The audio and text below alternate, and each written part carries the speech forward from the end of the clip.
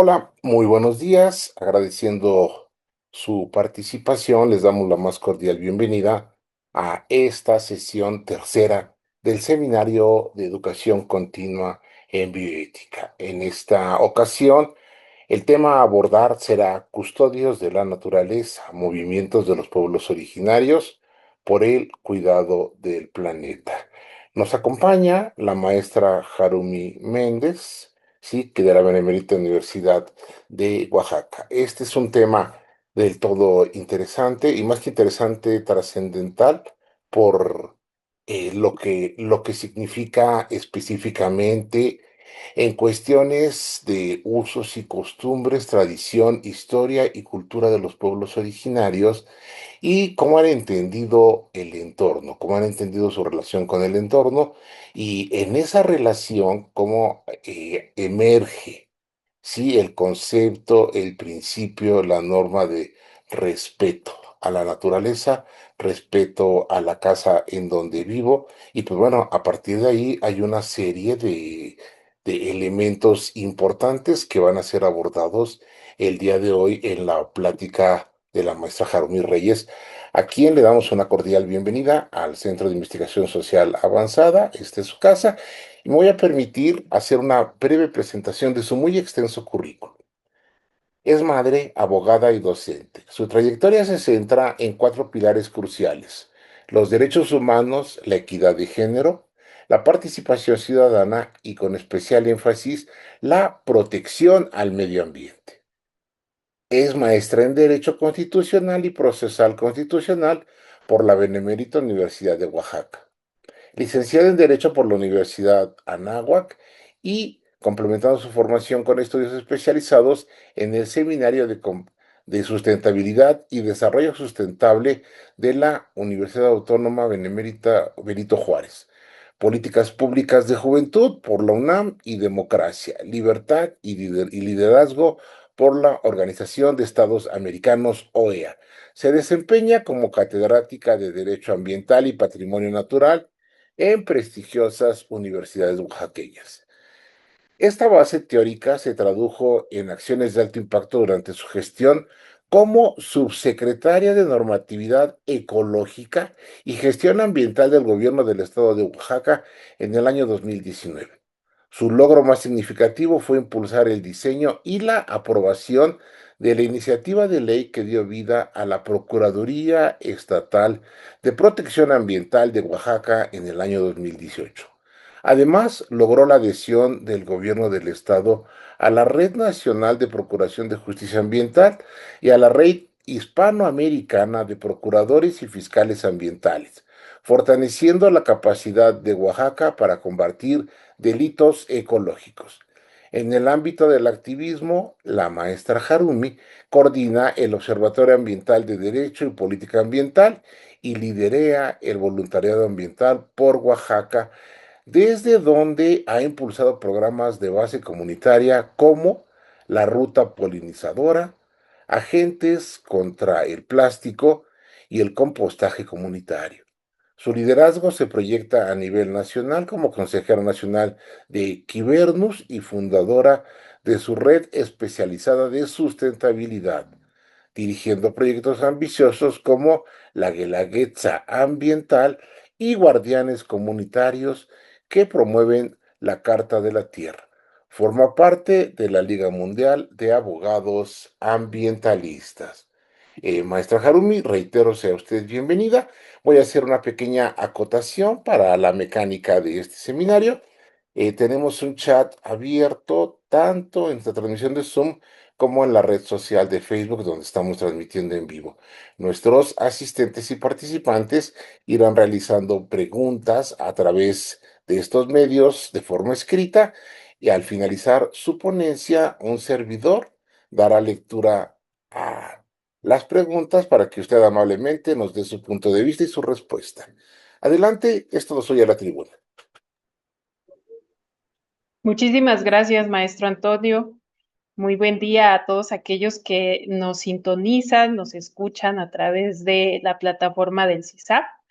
Agradezco muchísimo esta invitación que me realizan para conversar sobre un tema sumamente apasionante, con mucho contenido y valor histórico y que también nos reta en el marco de lo que estamos viviendo, a analizar cuáles son las alternativas para compaginar estas visiones que se tienen del mundo a partir del respeto a la cosmovisión de los pueblos originarios. Entonces, muchísimas gracias. Y en efecto, bueno, a mí me gustaría que durante toda esta plática, esta transmisión, pudiéramos estar interactuando a través del chat. Para iniciar, antes de compartir la presentación que tengo preparado para ustedes, eh, a mí me gusta iniciar con una conexión personal con cada uno de los temas, a partir de cómo es que todo lo que conocemos puede atravesar también desde nuestro cuerpo visto como un territorio. Entonces, cuando bajamos todos los conceptos o todas las líneas de investigación a nuestro sentir, a cómo es que lo acomodamos dentro de nuestra área corpórea, pues nos da otro aprendizaje u otro entender significativo. Y tiene mucho que ver con lo que hoy estamos realizando, lo que hoy vamos a conversar. Entonces, yo quiero iniciar preguntándoles, y si es posible que escriban en el chat, y si no, bueno, que hagan este ejercicio de forma personal. ¿Cuál es el elemento de la naturaleza que el día de hoy han tenido contacto con él? Que se han dado un espacio para mirarlo, para tocarlo, para palparlo.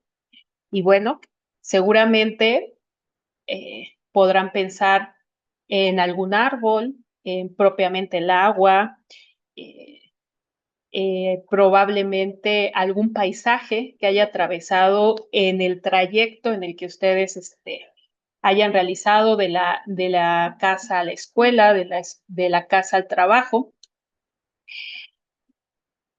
Y estos elementos de la naturaleza, ¿no?, que están inmersos ya en un ámbito urbano, en un ámbito en el que se han modificado a través de la acción humana, pues han existido desde antes de la existencia misma del ser humano. Entonces, el ejercicio, la interrogante es, ¿qué ha pasado en el vínculo naturaleza-ser humano para que estemos actualmente con visiones contrapuestas del mundo y que estas visiones contrapuestas del mundo, de la naturaleza misma, pues hayan derivado en una crisis ecológica ambiental de las magnitudes como las que estamos viviendo?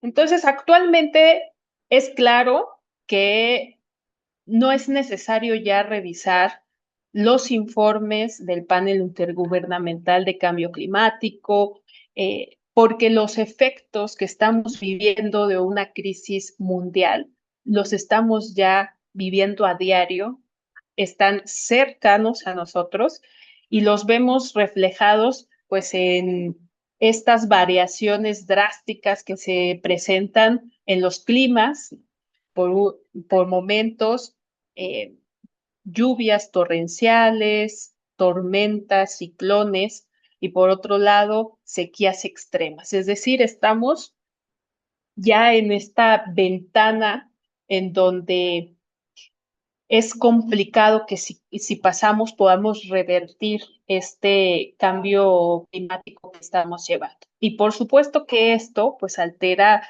los ecosistemas mismos, la pérdida de la biodiversidad, la pérdida de muchas especies y la relación que esto guarda un elemento con otro para la subsistencia misma de ese ecosistema. Entonces, actualmente hablamos, identificamos ya estos marcos conceptuales de lo que estamos viviendo, pues dentro del entendimiento de una crisis mundial de cambio climático. Y esto pues empezó a mostrarse de una forma más contundente a partir de los años 50, y a partir de los años 50 es que comenzamos a identificar cuáles son esas causas. Y una de las causas principales es cómo es que hemos visto a la naturaleza y cómo es que los recursos, mal llamados recursos naturales, se han convertido en estratégicos para potenciar el crecimiento, el desarrollo desmedido, sin preservar o sin custodiar la capacidad de recarga de estos ecosistemas. Entonces, ha habido una visión que dentro de líneas de investigación que se han desarrollado desde los años 50, se han marcado como una corriente extractivista de los mal llamados recursos naturales. Esto no siempre ha sido así. Tenemos que entender cuáles fueron los parteaguas en esta relación ser humano-naturaleza. Y si hacemos una muy breve remembranza del paso del ser humano por este planeta Tierra, que ha sido, en términos de la existencia del planeta, diminuta, y dentro de esa pequeña existencia, pues se ha impactado, ha dejado una huella muy alarmante dentro del equilibrio ecológico. Pero en la antigüedad, si nosotros identificamos cómo es que se veía a la naturaleza, a estos elementos naturales, encontramos que el ser humano empezaba a darle significado y ese significado era ambivalente. Por una parte, reconocía que necesitaba estar relacionándose con la naturaleza porque a partir de lo que proveía la naturaleza podía tener acceso a la alimentación, al vestido, al desarrollo de medicina, las medicinas que se utilizaban a través de ingerir o de identificar plantas eh, eh, de forma directa, pero también existía esta otra dimensión en la que el ser humano se encontraba con las limitantes propias de su especie frente a otras especies. Y entonces ahí entendía que había un peligro que amenazaba su existencia. Y esta ambivalencia pues hizo que se desarrollaran ciertos eh, símbolos, rituales y objetos representativos que vinculaban al ser humano con la forma en la que entendían el resto de los elementos. Aparecieron así en diferentes culturas los famosos tótems o las mitologías en donde se asignaban estos significados, pero reconociendo sí un vínculo muy importante con la naturaleza. Esto cambia en términos generales cuando aparecemos o cuando damos paso a la Edad Media y muy en específico en la etapa de los escolásticos, en donde se empiezan a preguntar, pues, cuál es el rol que juega el hombre en función de la naturaleza y empiezan a cuestionarse varias cosas, entre ellas, cómo es que se relaciona, cuál es el rol y si tiene algún mandato, ya sea divino o ético, de protección a la naturaleza.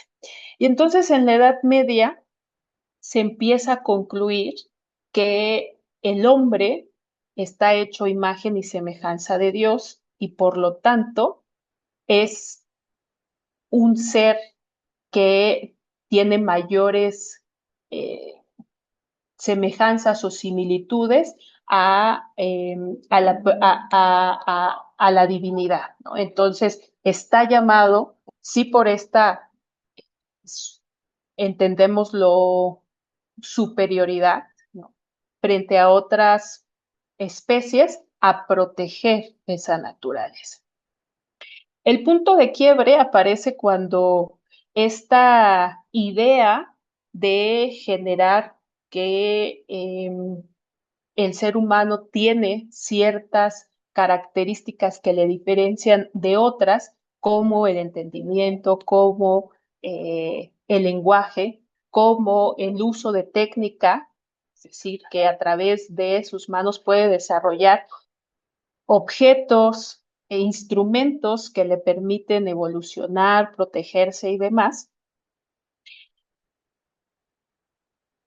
¿Cómo es que aparece el uso de la razón para los fines de la técnica y de la ciencia? Y entonces en la modernidad nos empezamos a alejar más de la concepción binomio ser humano dentro de la naturaleza, porque aparece lo que se conoce como razón instrumental.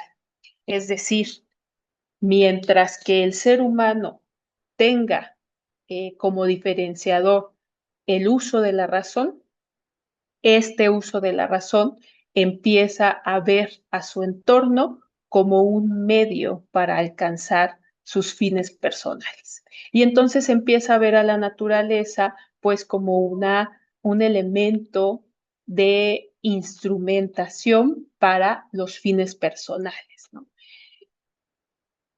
Y pues la frase que mejor puede encajar dentro de esta modalidad, pues es que el hombre es el centro del universo. Y a partir de aquí, pues empieza una visión antropocentrista en donde al ser el ser humano, pues el centro del universo, todo lo demás está a disposición, sin entender cuáles son los límites reales de esa eh, eh, función.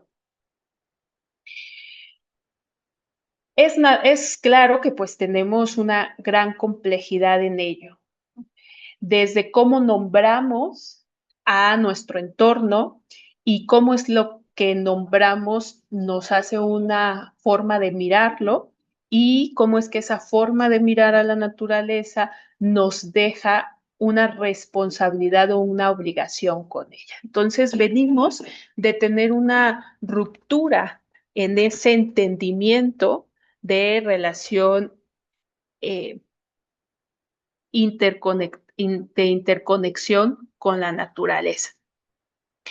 Y estamos evolucionando actualmente, estamos dando un paso muy importante hacia entendernos, el ser humano, como una especie más dentro de este planeta Tierra, que ni la razón, ni la ciencia, ni la técnica que hemos desarrollado está por encima de cualquier otra especie. Y a esto, pues, entra dentro del marco de la ecología integral.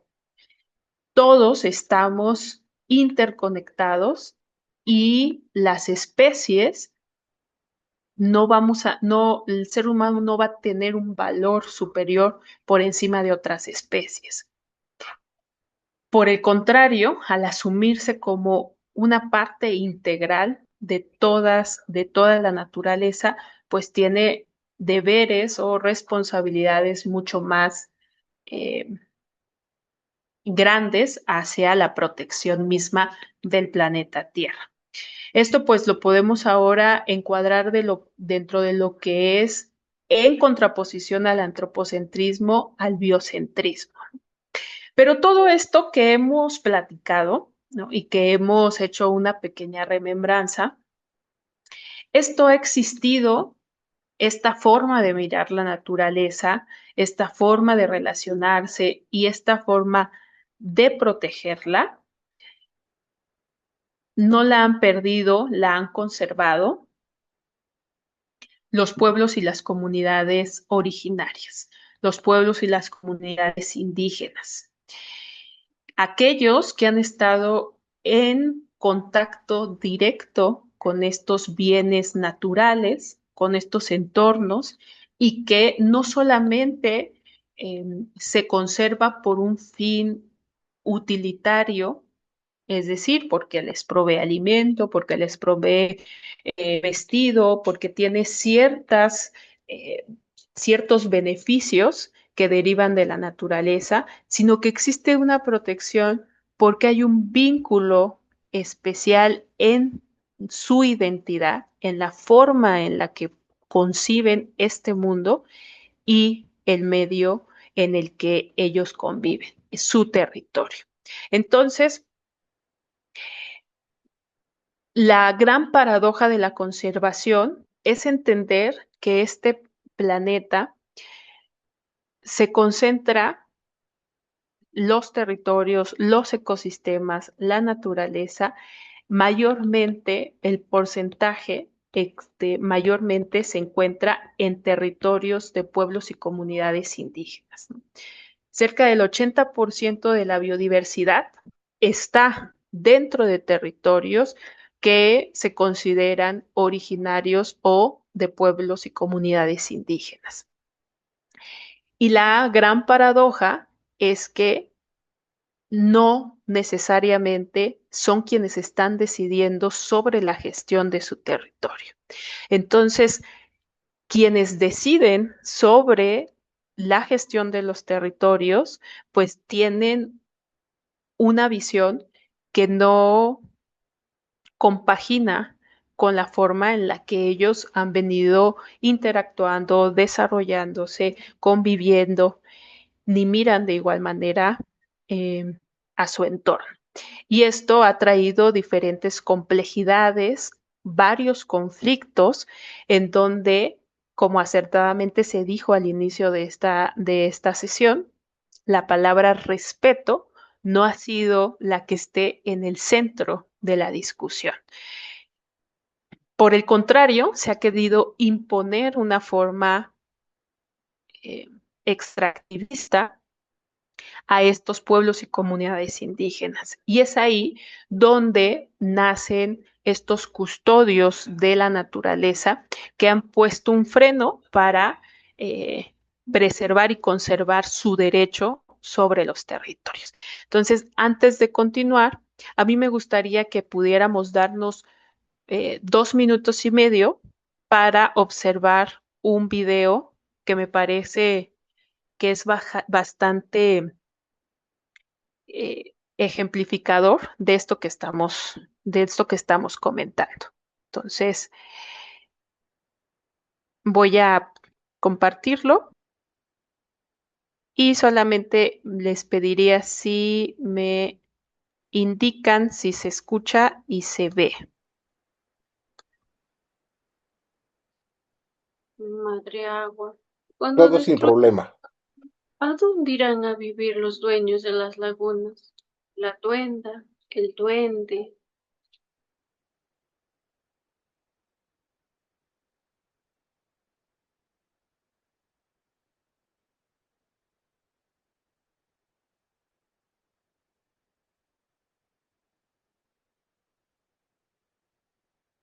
¿Puedes contarme un poco del problema que está pasando aquí? La minera no me deja vivir en paz. Dicen que acá en mi terreno hay oro. Esa ambición del oro es lo que me quieren quitar a la mala, mi terreno a la fuerza.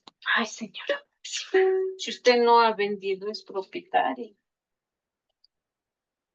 Mamayaco, ¿acaso no entienden que tú eres un ser viviente? Ahora ya llevo 5 años estudiando derecho. Vamos a hacer justicia. ¿Sabes, mami, cuando estoy en la ciudad que extraño? Extraño mis animales. En la ciudad no es vivir bonito. Espero terminar mi carrera y venir. Me dijeron, tú estás en los paros, yo también, que no hay chamba para mí. ¿Usted le ha creído? Yo sí. ¿Cómo ha sido esta situación que los ha puesto en una situación difícil? Sí, afectada mi terreno con sus metralletas, los matones de la minera que han enviado.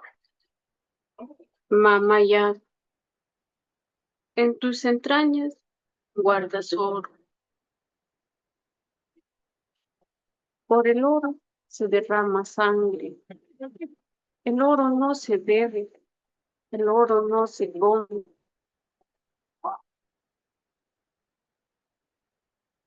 En este momento nos encontramos aquí en las lagunas de Conga y hay un grupo de policías todos listos al parecer para atacarnos y desalojarnos.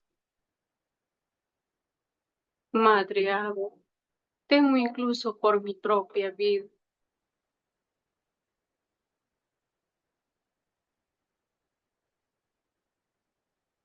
Bien, pues este es un pequeño fragmento de un documental que se realiza acerca de una problemática, como ustedes pueden ver dentro del video, que está relacionada directamente con la explotación de minerales, ¿no? Una minera que claramente está en conflicto con un pueblo peruano que es originario y que tiene una relación y una cosmovisión eh, muy importante con la laguna específicamente. Así se llama este documental. Ojalá puedan mirarlo completo, ojalá pueda interesarles este documental. Se llama Hija de la Luna y ejemplifica esto que estamos hablando. ¿Cuál es la gran problemática que existe en cuanto a la complejidad, por una parte, que representa esta visión antropocentrista, extractivista, de mirar a los elementos naturales como recursos y de mirarlos como recursos todavía inagotables, ¿no? Como si pudiéramos disponer de ellos sin ninguna consecuencia al entorno, frente a una cosmovisión en donde los pueblos originarios no miran a la naturaleza como un recurso, sino como algo ligado a su identidad, algo que tiene vida y que al tener vida merece un trato y un respeto diferente. Y precisamente por esta cosmovisión que contemplan muchas de los pueblos y comunidades originarios, es que se ha documentado principalmente por organismos como la ONU o como la Comisión Interamericana de Derechos Humanos, que el éxito en la conservación de un territorio es mayor si está ligado a que esa conservación esté presente como parte de las actividades de los pueblos y comunidades indígenas. Entonces, lo que está detonando esta conclusión a la que han llegado diferentes organismos internacionales es que los modelos de gestión de nuestro territorio no necesariamente están siendo exitosos en la medida en la que no podamos entender estos saberes ancestrales, estas cosmovisiones, respetarlas, integrarlas y entender la autodeterminación de los pueblos y comunidades indígenas. Por supuesto que hay mucha complejidad en cuanto a los marcos jurídicos, porque sabemos que pues, los marcos jurídicos en diferentes partes del mundo son diferentes y en América Latina no es la excepción. Sin embargo, muchos de los pueblos y comunidades indígenas, aunque pertenezcan a diferentes países, tienen una unidad de cosmovisión que ha permitido el éxito en la gestión de sus territorios. Ante este escenario en el que necesitamos actuar, en el que necesitamos compaginar estas visiones, en las que necesitamos restituir el respeto, reconocer los derechos inherentes que tienen estas pueblos y comunidades indígenas originarios desde una visión bioética. Entonces, pues aparecen diferentes alternativas. Esto no es nuevo, es una discusión internacional que se ha venido desarrollando las últimas 4 décadas y que en la actualidad pues está repercutiendo en insumos muy importantes para la protección de los territorios, para la protección de las cosmovisiones de estos pueblos originarios y para la protección misma de los integrantes de estas comunidades. Porque cierto es que ser un custodio de la naturaleza actualmente representa un costo alto incluso para la vida.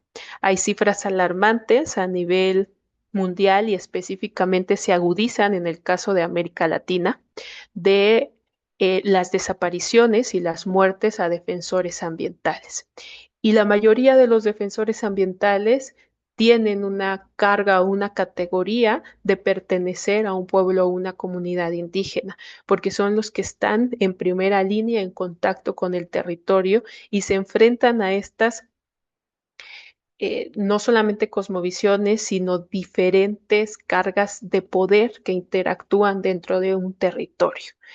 Entonces, hacer frente a estas visiones y a estas, pues ya sea empresas e instituciones que tienen otro tipo de poder, tanto económico, político, pues es un riesgo para los defensores ambientales. Entonces, actualmente se ha evolucionado para que exista una protección reconocida en el rango más alto, son las constituciones, los tratados internacionales hacia estos pueblos y comunidades indígenas en la autodeterminación de sus territorios, que sean ellos quienes decidan qué, cómo y por qué se realiza la conservación, que sean ellos los que decidan a través de sus modelos políticos internos cómo es que van a realizar esta conservación. Y esto pues ha derivado en que actualmente hablemos propiamente ya de derechos de la naturaleza.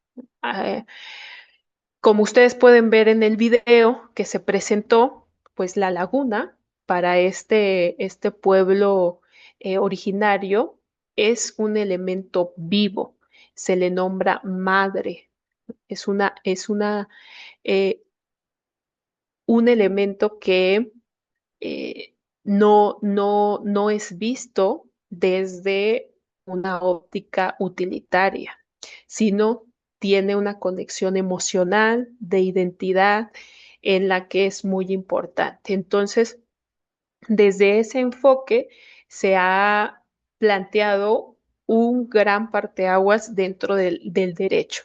Una de las grandes limitantes que se había tenido para el reconocimiento de estos derechos, pues es que se entendía que el derecho solamente podía ser utilizado, acotado, reconocido para una persona. Y pues muchos de los juristas, ¿no? O muchas de las corrientes anteriores a una cosmovisión biocentrista se preguntaban cómo es posible que podamos ver a un río, a un árbol, a una laguna como sujeto de derechos. Actualmente es posible. Actualmente se está evolucionando hacia este reconocimiento que va muy ligado con esta cosmovisión que han aportado los pueblos y comunidades indígenas. Constituciones como Ecuador, como la de Colombia, constituciones locales en algunas entidades de la República, como es el caso de Oaxaca, ya reconocen a la naturaleza como sujeto de derechos. ¿Y esto qué significa? Pues significa que se le reconoce una doble dimensión a la naturaleza, no solamente la parte en la que la naturaleza debe protegerse por los beneficios que le dé al ser humano, sino la parte esencial o medular, que es que la naturaleza en sí misma tiene un valor intrínseco, visto desde una óptica bioética. y por lo tanto, por ese valor mismo que tiene la naturaleza, debe reconocerse como sujeto de derechos. Entonces, es un gran avance que se tiene porque esto se traduce en que muchos de los conflictos que se han presentado anteriormente sean resueltos con el mayor beneficio a la naturaleza, con los principios que se derivan de estos derechos de la naturaleza, como es el indubio pro natura. Es decir, cuando exista un conflicto, cuando exista una disputa en qué hacer respecto de la implementación de una obra, de una actividad en la que estén en juego derechos de la naturaleza, derechos territoriales de los pueblos y comunidades indígenas, se debe de privilegiar bajo el principio indubio pro natura el mayor beneficio a la naturaleza. Entonces es un gran eh, cambio de paradigma dentro de la evolución del derecho. Y otra de las alternativas es que se haya reconocido, difundido, valorado y respetado las formas internas que tienen de organización estos pueblos y comunidades indígenas, porque pues es lo que mantiene vivo a su comunidad. Y entonces, cuando aparecen otros conceptos que abren este gran panorama de lo que representa esta vida interna de organización de los pueblos originarios, como lo es el concepto de comunalidad, pues entonces se entiende que deben existir ciertos mecanismos para la protección de ellos, ¿no? La comunalidad, por ejemplo, que es un desarrollo que se ha venido, es un concepto que se ha venido desarrollando desde el estado de Oaxaca a través de pensadores como Floriberto Díaz y Jaime Martínez, en donde se entiende que es una filosofía política y una práctica de gobernanza que se sitúa en un territorio específico y que se manifiesta en diferentes formas, como puede ser la asamblea, el tequio colectivo, que es un trabajo colaborativo, las fiestas como un eje que articula los saberes, las tradiciones, la forma en la que se comunica la comunidad y que representa una nueva forma de entender cómo es que se relacionan los seres humanos con la naturaleza, visto desde la colectividad y no desde el individualismo, que es una de las grandes diferencias que existe entre una óptica biocentrista y una óptica antropocentrista. Entonces, la comunalidad, entendida como esta filosofía de los pueblos y comunidades indígenas, esta cosmovisión en la que la colectividad es muy importante y es incluso más importante que una óptica individual. Entonces, verlo y entenderlo así, pues da pie a que existan instrumentos de consulta.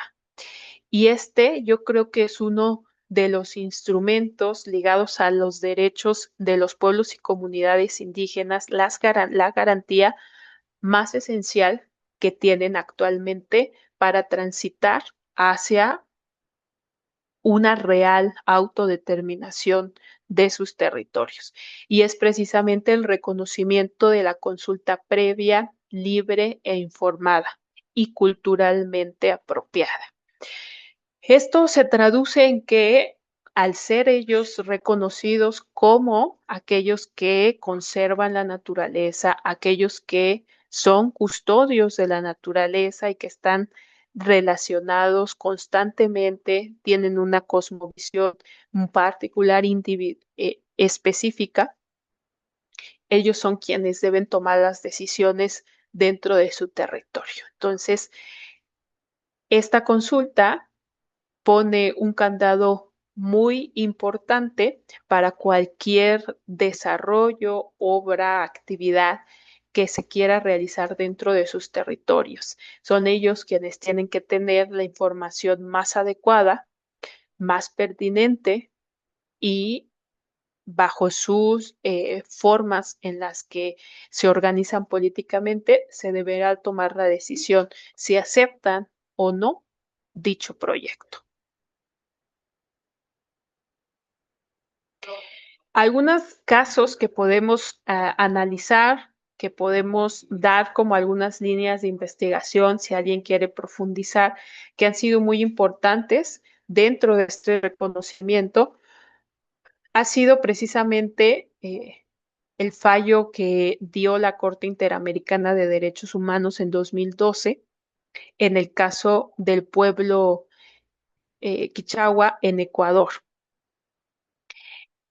en donde a partir de este es el precedente que dicta, bueno, que debe de existir la consulta libre, la consulta previa, libre e informada para poder realizar o cualquier actividad dentro del territorio.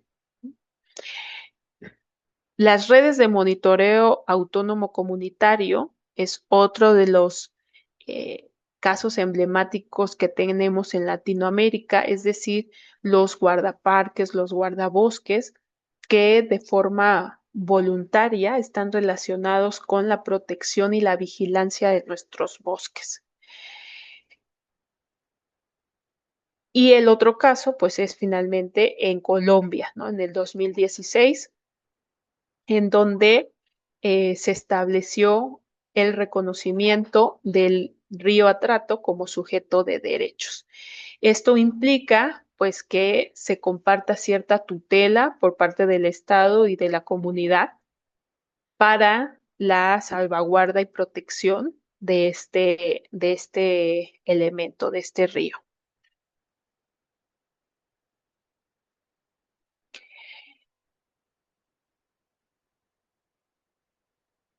¿Qué es lo que a partir de ahora podemos nosotros esperar? Bueno, existe actualmente ya un marco de reconocimiento de estos derechos. Es importante mencionar reconocimiento porque no es que se les otorguen, no.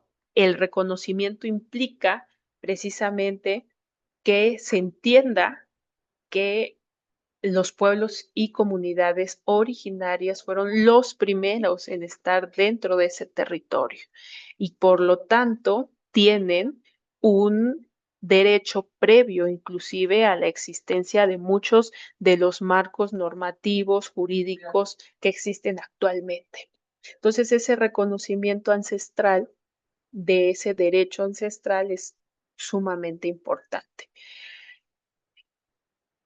Ahora, lo que representa un desafío importante es cómo se integran estos saberes comunitarios, estos saberes ancestrales a las decisiones de política pública.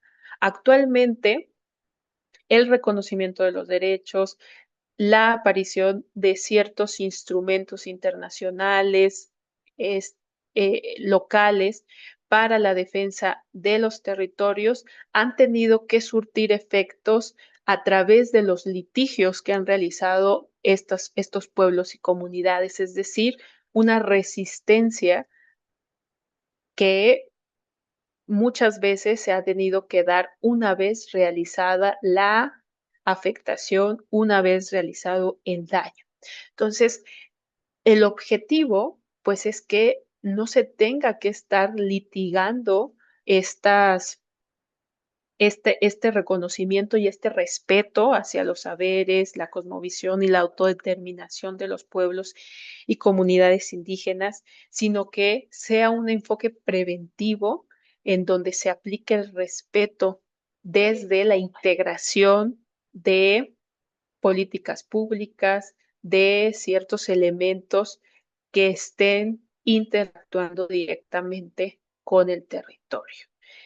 Y para ello, pues tenemos que transitar hacia pues modelos de gestión con una perspectiva intercultural, en donde se entienda desde el inicio de el diseño, el desarrollo, la implementación en cada una de sus etapas, esta perspectiva intercultural para involucrar, para garantizar que los pueblos y comunidades indígenas sean partícipes y no solamente partícipes, sino que sean los referentes primordiales y los que decidan la forma en la que sus territorios van a ser gestionados.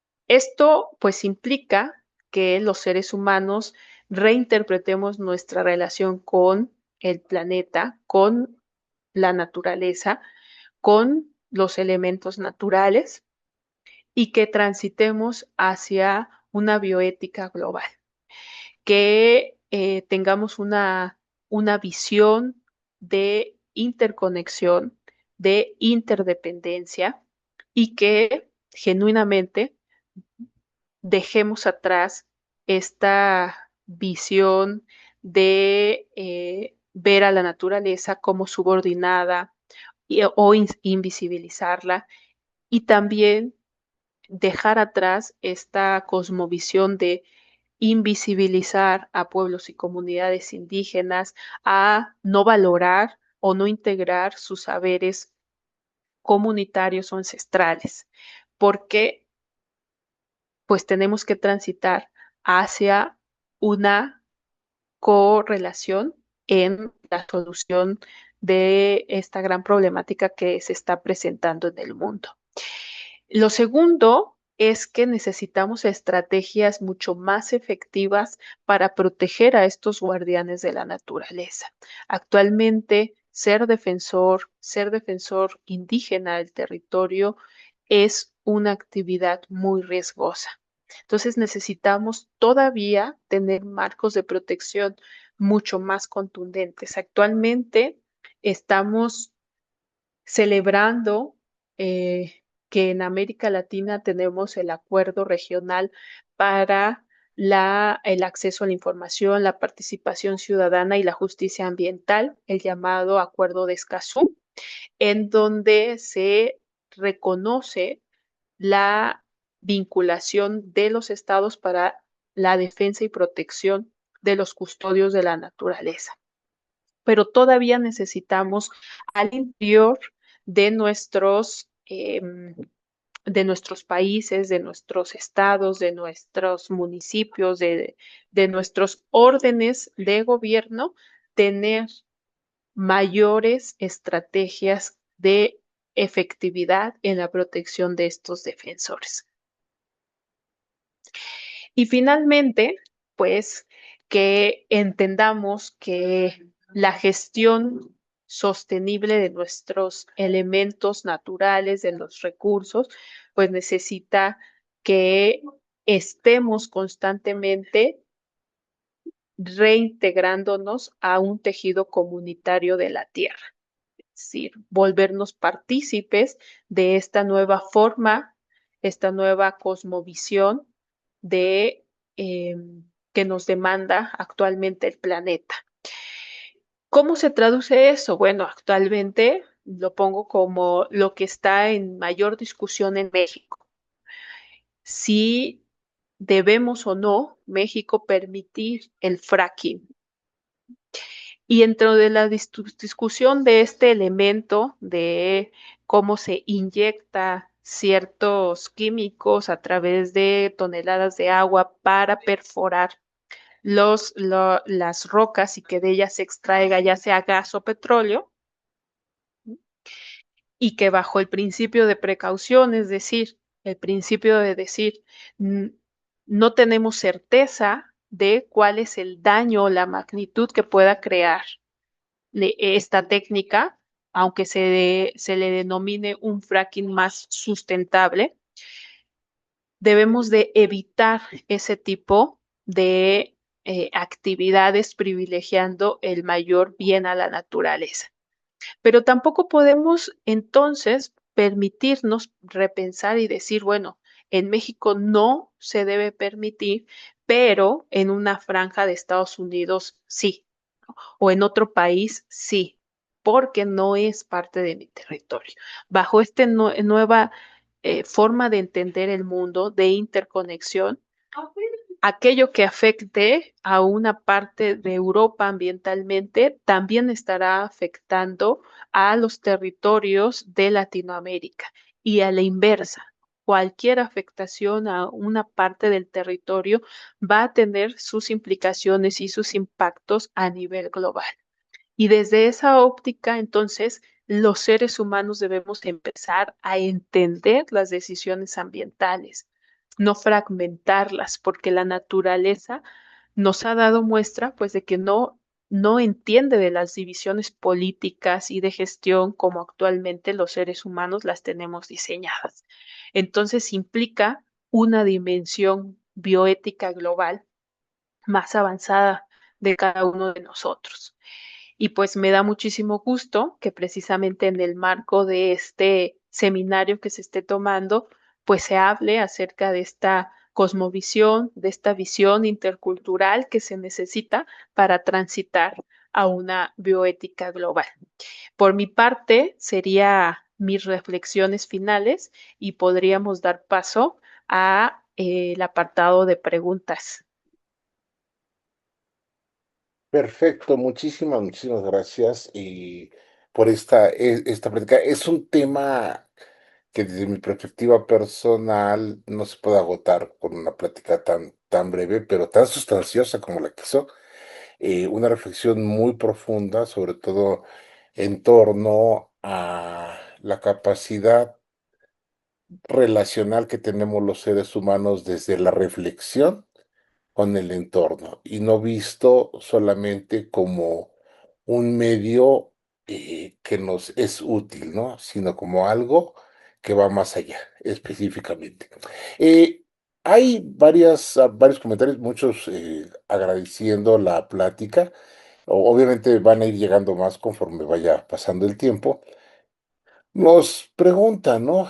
Rosemary León Buitrago, que en Colombia, otro hito ha sido el reconocimiento por parte de la Jurisdicción Especial para la Paz, ¿sí? La JEP de la Naturaleza y Territorio, como víctima del conflicto armado. Este es un punto bastante importante. Aquellos países en donde hay beligerancia, en donde hay situaciones de violencia por varios tipos, pudiera ser el mismo narcotráfico, las fuerzas revolucionarias, las contrafuerzas revolucionarias que generan conflictos bélicos.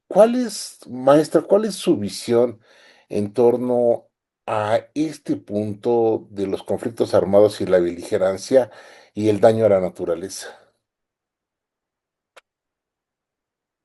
Bien, es uno de los factores, yo creo, que han estado como un poder fáctico que ha pues repercutido lamentablemente en una adecuada gestión de los territorios. Es decir, ha crecido tanto la violencia, la forma en la que han interceptado los territorios, pues esto sobre todo eh, las actividades de grupos dedicados al narcotráfico que están vinculados con el territorio, pues que han llegado a cooptar, a dañar no solamente a un defensor, sino inclusive a todo un pueblo que esté bajo amenazas, bajo presión. Entonces creo que una de los grandes pendientes es cómo poder atender precisamente desarticular esta presión de este poder fáctico que está atentando no solamente con una parte de la naturaleza, sino también con el incremento de la desigualdad, ¿no? No se puede hablar de una justicia ambiental sin una justicia social. Y esto está relacionado directamente con cómo se entiende o quién se entienden que son los principales afectados de esta distribución desigual en los beneficios, en los recursos. Y muchos de ellos están relacionados con conflictos armados o bélicos. Entonces, ahí están los casos, ¿no? De cómo es que se han alterado los territorios de la siembra de limón, de ciertos recursos, de ciertos elementos de la naturaleza que pues han repercutido en que mucho del campo mexicano, del campo en Latinoamérica, se ha abandonado. ¿Por qué? Pues por el desplazamiento que implica el estar dentro de un conflicto, de un territorio con conflicto armado. Entonces, en temas de la seguridad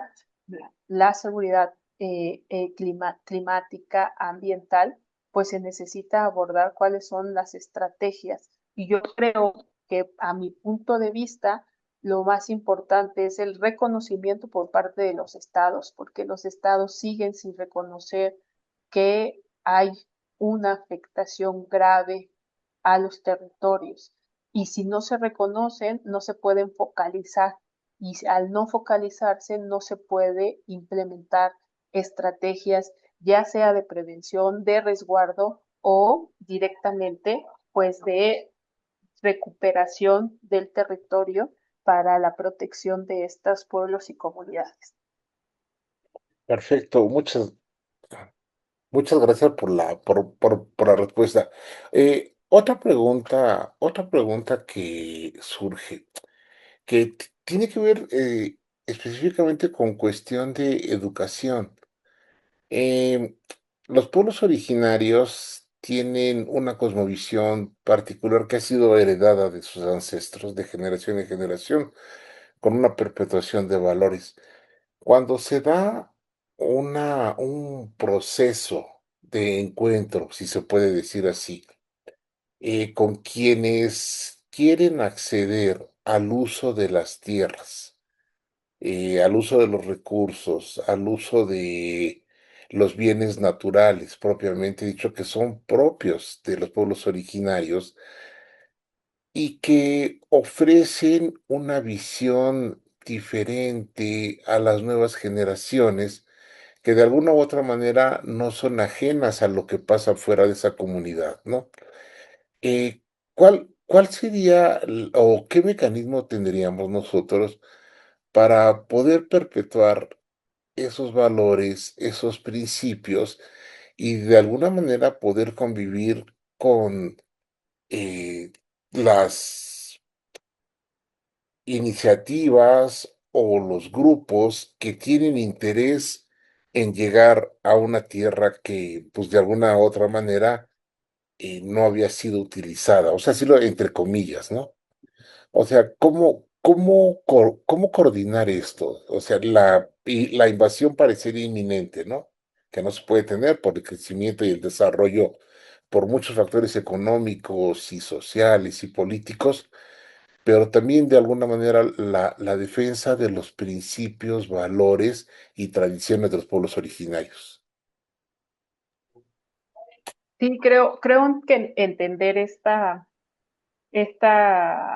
planteamiento, y yo creo que tiene que ver con que el reconocimiento de, como lo comentaba a lo largo de la presentación, ¿no? De la comunalidad, es decir, entender que cada territorio de pueblo originario, de comunidad indígena, tiene sus propios procesos y aquellos que nos relacionamos o queremos conocer o inclusive a través de ser un turista, ¿no? Dentro de estos territorios, entender que vamos a interactuar desde el respeto a esas cosmovisiones, ¿no? Y a esos valores heredados.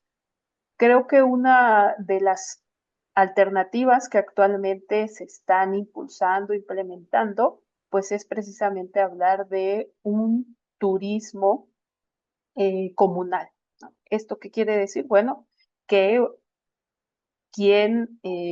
ahora sí que las personas que son dueñas del territorio pueden reservarse el hecho eh, de aceptar o no ciertas prácticas de personas que lleguen al territorio y a la inversa, ¿no? Las personas que conscientemente asumimos esta forma de interacción, tenemos que adaptarnos a la forma de organización, a la cosmovisión de esos territorios. Y hacerlo así implica un cambio muy radical en la forma en la que se hace turismo, no desde el disfrute individual y propio, sino desde un marcado eh, respeto y reserva hacia la visita hacia un territorio y las implicaciones que las acciones o los impactos que puede tener tu presencia en un territorio. Y eso yo creo que es algo que se debe de implementar y promover más, ¿no? Desde la óptica de una política pública, porque muchas de las cosas que hemos visto o vivido, pues son desde este otro enfoque, desde el enfoque del disfrute, del goce, independientemente de las repercusiones que pueda tener la naturaleza o de las alteraciones que pueda tener la convivencia de una comunidad.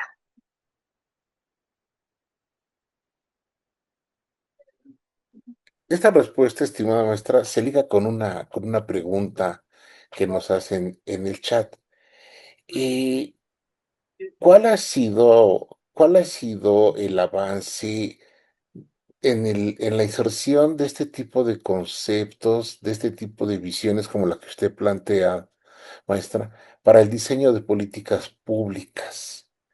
¿Y cuáles serían los caminos para que las políticas públicas pudieran tornarse en torno específico a esta visión de lo que nos está planteando en este momento usted?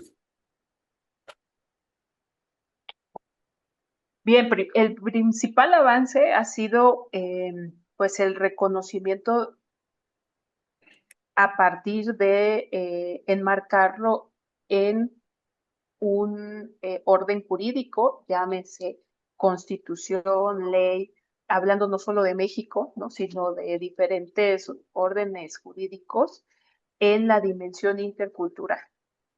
Entonces, propiamente esta dimensión, esta perspectiva está ya reconocida en diferentes marcos jurídicos y al estar reconocida, pues hay una obligación directa por parte de servidores públicos, de autoridades, para aplicarla, ¿no? No solamente en la resolución, sino propiamente, como lo comentaba, en el diseño y en la aplicación de política pública. Entonces, yo creo que eh, lo que hace falta es el diseño de los instrumentos para, eh, para la participación dentro de esta política pública. O sea, es decir, ya hay un reconocimiento de una visión intercultural, de género sustentable, ya hay un reconocimiento de la consulta previa, libre e informada, pero ahora lo que hace falta es fortalecer mecanismos de participación para que a través de esos mecanismos de participación se pueda hacer efectiva esta visión. Entonces, llámense, por ejemplo, eh, dentro de los mecanismos de participación, como pueden ser, pues desde las mesas de trabajo hasta ya mecanismos mucho más elaborados, como lo son el referéndum, el plebiscito, la consulta, diferenciándolo de la consulta libre, previa e informada, que son mecanismos que se han diseñado para la mayor participación.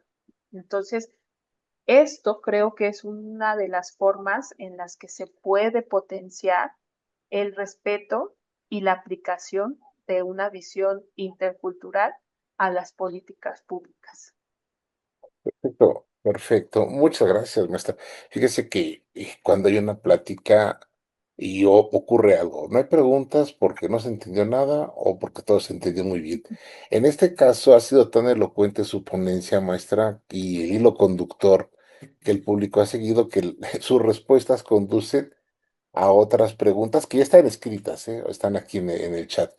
En ese sentido, vamos a dar paso a una pregunta que nos hace César Luna y Claudia Álvarez, que precisamente van con esto, o sea, ¿cómo desde las zonas urbanas podemos dar representación a los pueblos originarios? O sea, esa es una cuestión que usted acaba de mencionar, que tengan representatividad, pero que además tengan un reconocimiento del Estado, porque vaya, la localidad originaria geográficamente está bien delimitada y se sabe dónde están, y ahí pueden tener la manera de gobernanza, por decirlo de alguna manera, ¿no?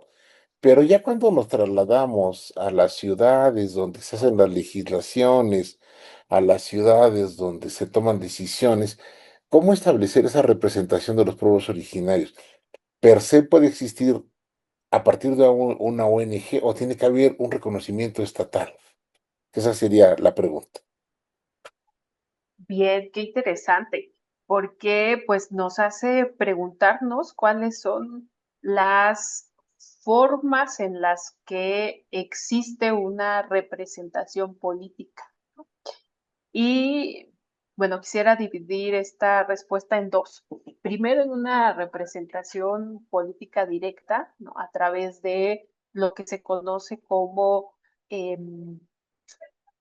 los congresos o los cabildos, ¿no? Que son estos espacios de representación directa en donde, pues, una zona urbana puede elegir quiénes son sus portavoces y quiénes son aquellos que representen sus intereses, ¿no?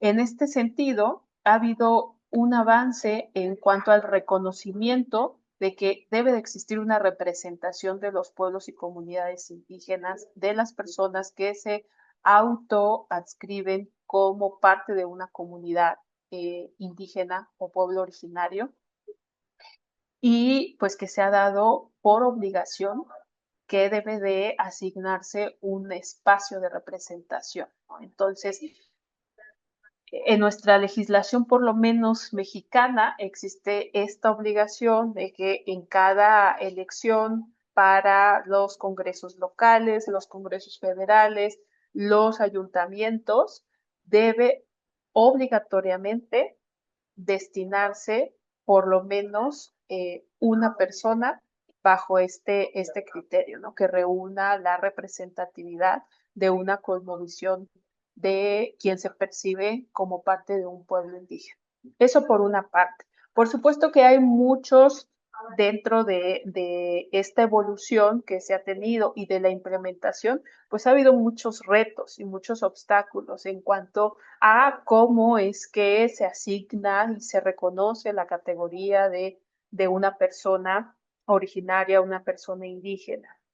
Y pues también ha habido diferentes obstáculos y uno de ellos ha sido las simulaciones que han hecho diferentes entes partidistas para colocar o cubrir esas cuotas obligatorias por ley. Entonces ahí hay un gran reto en cuanto a impulsar verdaderas representaciones de personas que sí pertenezcan a estos pueblos y comunidades indígenas. Y lo otro, la segunda cosa, o la segunda parte de mi respuesta, está vinculada con aquellos espacios que no necesariamente son una representación de un cargo, ¿no? Pensemos también, por ejemplo, en figuras desde la comunalidad de diferentes pueblos y comunidades que tienen cargos que los asumen con gran responsabilidad. Entonces, pensemos cómo están configurados nuestra organización en la ciudad, cómo está configurado un barrio, una colonia, un municipio, cómo está configurado nuestros entornos de decisión desde diferentes departamentos, secretarías de Estado, ¿no? Y creo que ahí es donde todavía necesitamos que a la par, como existe pues esta representación pública legislativa, pues también se incorpore cierto elemento intercultural para garantizar pues que aquellas personas que aún perteneciendo a una comunidad indígena estén viviendo dentro de una zona urbana, pues puedan aportar esa visión intercultural. Y pues creo que eso es, todavía nos falta desarrollar. Creo que esta pregunta detona pues esos vacíos en donde cómo podemos impulsar desde nuestros comités, desde nuestros barrios, desde nuestras colonias, que exista una perspectiva intercultural. Muchísimas gracias. Una última pregunta, maestra. Y estamos hablando aquí, bueno, hemos hablado de los actores sociales, hemos hablado de la militancia, perdón, ya me subí a su plática sin su autorización. Se ha hablado de la militancia, se ha hablado del papel de los pueblos originarios, se ha hablado del papel de la sociedad. ¿Cuál sería, desde su punto de vista, maestra, el papel de la academia? O sea, hablo, hay programas de responsabilidad social en las instituciones universitarias de diferentes tipos, públicas y privadas. Hay en los currículos de biología el área de ecología. Hay las maestrías, especialidades en sustentabilidad, sostenibilidad, uso compartido de recursos, cuestiones de tipo.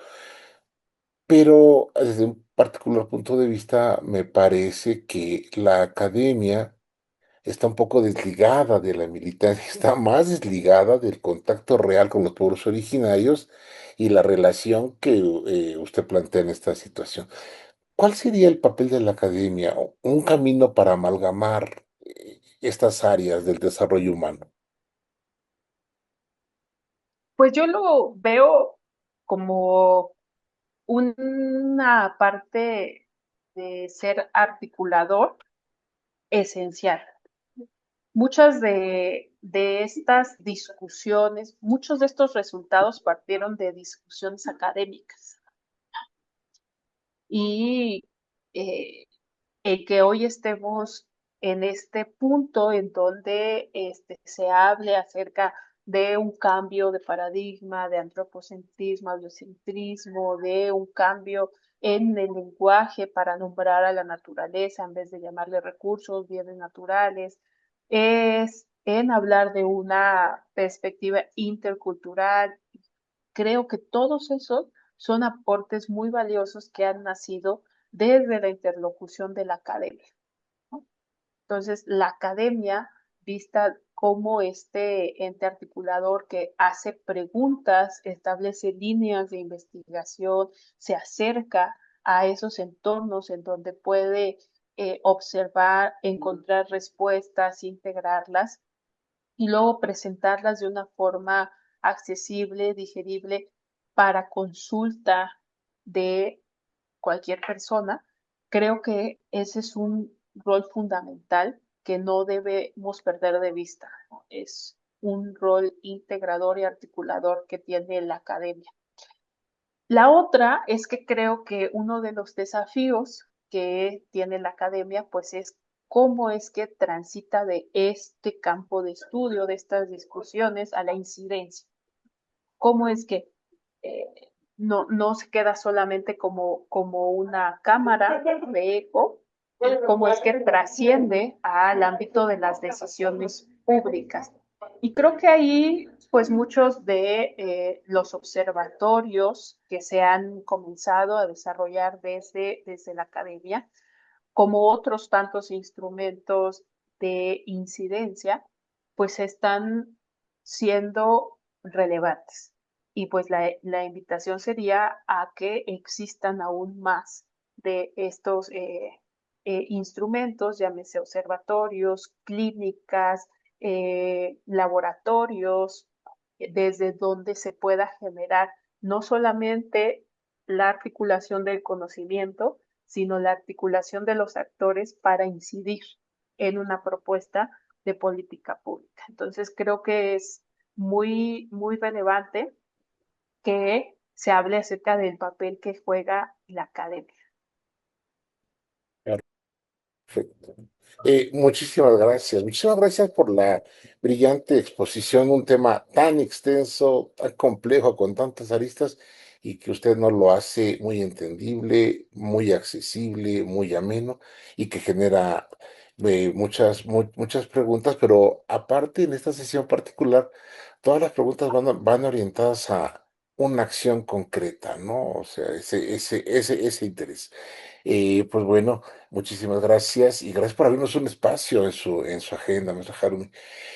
A nombre de la División de Bioética del CISAP, de mis compañeras Andrea Munguía, que fue quien hizo el contacto con usted, la invitación y hoy viene regresando de Perú, de mi compañera Patricia Raquel Mancilla Dávila, que es la coordinadora de el programa de maestría y de todos los programas de extensión y de un servidor, le damos a usted las gracias por habernos acompañado en esta sesión del CISAP. Y al público que nos acompaña, por favor, no se desconecten aún, les enviamos en el chat el Google Forms para que registren su asistencia, por favor. Y les hacemos una cordial invitación para que nos sigan el primer lunes el tercer lunes de mayo para el cierre de este seminario. Les deseo lo mejor, un excelente inicio de semana y quedamos a sus órdenes. Hasta luego.